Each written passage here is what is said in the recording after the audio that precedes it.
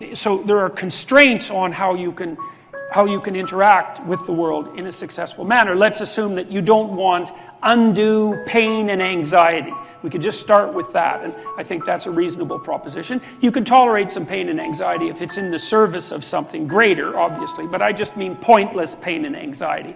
We don't want any more of that than is necessary, and that means that you have to take care of yourself to some degree. But the manner in which you take care of yourself is severely constrained. This is partly why you have to be intelligent and careful and plot your way through life properly.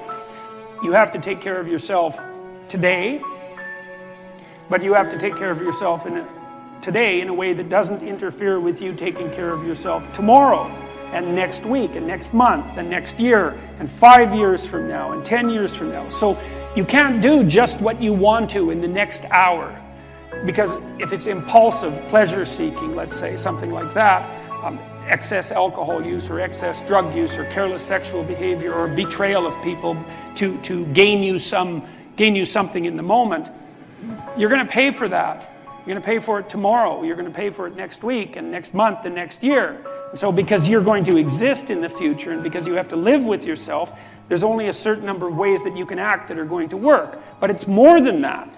It's not just that you're responsible to your future self or the set of all your future selves, is that you also have to act in a way that works for your family.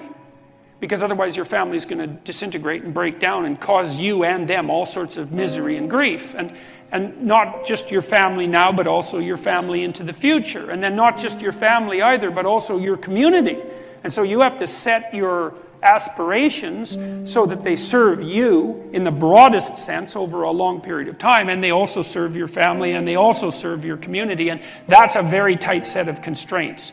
And I think that the best solution to that set of constraints from a philosophical perspective, or maybe even a theological perspective, is to view the world as a place not of groups but of individuals, of sovereign individuals who are responsible for their destinies, responsible for their families and for their communities. And that's essentially the ethos of the modern West, because the thing that's so remarkable about the West, I would say, is that we did a wonderful job of articulating out the idea of individual sovereignty, and we made that the cornerstone of our political and economic systems. And the thing about that is, it works. And the evidence that it works is, well, it's right here in this room. Everything in this room is working, right? And around the world, increasingly, people are becoming economically better off at a rate that's absolutely staggering. And a huge portion of that is because we've articulated out the ethos of the responsible sovereign individual. That's not the same as the individual with rights. It's not like rights are irrelevant, but rights are really there to facilitate your adoption of individual responsibility. And one of the things I would like to say to all of you, and it's one of the things I really wanted to talk about coming here today when I was thinking about it, is that you don't want to play identity politics. And that can happen because it can be played on the right and the left, right? And that's a collectivist idea. You don't want to do that. What you could bring to the table that hasn't been brought to the table for years is an emphasis on individual responsibility. And the right way to do that, as far as I'm concerned, is to start with yourselves, is develop a vision for your life.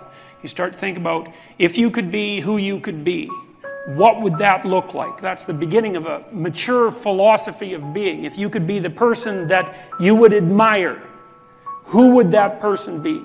How would you configure yourself? How would you configure your career, your education, your family, the use of time outside of work? If you wanted to be the noblest person that you could be, who was adopting the maximal amount of responsibility, how would that look? Then you need a strategy to put that into place.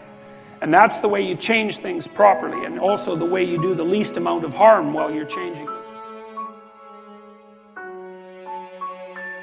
Life has a tragic element, because we're vulnerable, all of us, and we know it, which is the particularly human curse, let's say. We're aware of our vulnerability, and it's not just vulnerability in the tragic sense, it's also the human proclivity for evil that makes the tragedy of life even worse than it would otherwise have to be. And you could say that that's a basic truth. You could even say that that's a basic truth with regards to the meaning of life. It's a pessimistic way of looking at it in some sense, but it leads to an optimistic conclusion. All of us have to face our limitations and and malevolence in the world, and the possibility that we'll be betrayed or betray other people and act improperly. And that's a heavy burden. But the truth of the matter is, as far as I'm concerned, that each of us has enough potential character, power of character, let's say, if it's properly manifested, to contend with that in a noble way and to rise above it and to transcend and to deal with it in large part, because we can make the world a much better place than it is for each of us individually and for our families and for our community. And we can constrain the malevolence, at least in our own hearts, and perhaps have a positive effect on those around us as a consequence. And that actually does make things better, and we actually can do that. And that's where the meaning in life is to be found. And that meaning, that goes along with the adoption of that kind of responsibility is actually the antidote to the suffering. You know that perfectly well, because all of you need a reason to get out of bed in the morning, especially on a rough morning, when things aren't going so well in your life. And there will be plenty of times when things aren't going so well in your life. And you still need a reason to get up and get moving and get out there. And if you have adopted the responsibility at an individual level to make things better, given how bad they are, if you've adopted the responsibility to make things better, then you have a reason to get up. And so one of the things that I've been stressing to people is that there's very little difference between the meaning in life that gives you fulfillment and that engages you in existence, and the willingness to shoulder as much individual responsibility as you can possibly handle. Those are the same things. And that's a really useful thing to know. And you kind of know this, right? Everybody knows this, because first of all, if you're not living up to your responsibilities, even to take care of yourself, the probability that you're going to be ashamed of that at some level is extraordinarily high. And so your own soul tells you that you're in error, so to speak. But also, if you look at who you spontaneously admire, which is a good indication of where your value system really sits, you'll see that the people you admire are always people who take responsibility for themselves and responsibility for their family and responsibility for their community. We're cynically, it's often considered that we admire, let's say, the rich and successful because of their status and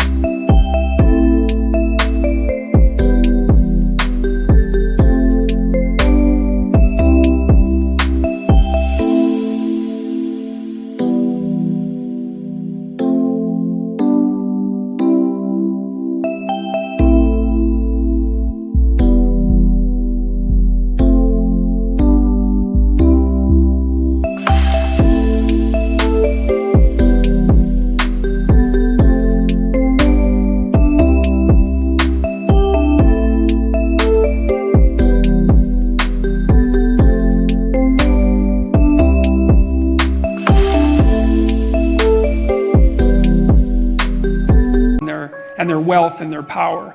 But that's a very shallow and it's very trivial, and I also don't really believe that it's true.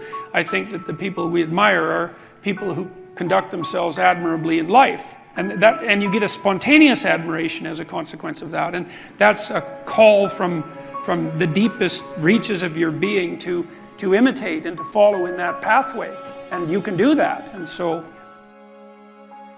you need a meaning to offset the tragedy of life. Otherwise, you just suffer stupidly, and you tend to make people around you suffer the same way. And the way that you find that meaning is by adopting as much responsibility as you can. And what's also so fascinating about that is, you're characterized by an indefinite potential. And it isn't easy to understand exactly what that is, that potential, but it's what people call you on when they say, you're not living up to your potential, whatever that is. That potential will be called forth from you as a consequence of adoption of responsibility, because it won't manifest itself unless you take on a load. You're not going to develop in all the ways you could develop unless you set yourself a serious challenge, because it takes the challenge to pull that out of you, and also to motivate you to rid yourself of all the weaknesses and personality flaws that you've accumulated across the years, and to let those disappear and burn off you. You need to load yourself up before the demands of life will be such that you will discipline yourself properly. And a noble goal is a very good way of beginning that. Get your act together. you've got things to do in the world. The absence of your full being in the world leaves a hole that is filled by terrible things. At minimum, you have an ethical responsibility to ensure that the world doesn't devolve into something approximating hell. And at maximum, you have the responsibility, again, and it's a heavy ethical responsibility.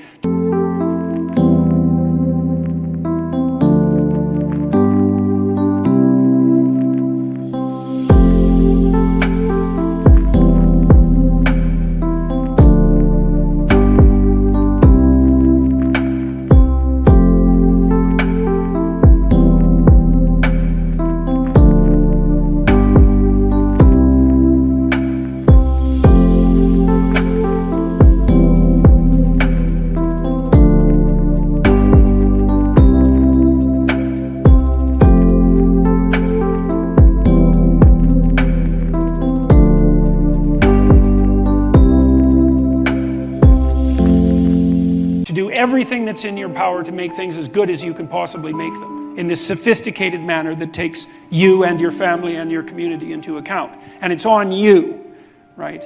And that's meaning. You know, people say, well, I'd like to have a meaningful life. It's like, well, fair enough, but the price that you pay for the meaning that transcends tragedy is the adoption of responsibility for the catastrophe of existence. But that ennobles you, right? It makes you into someone strong and someone competent and someone who's worthwhile and who lives in a manner that justifies their own suffering.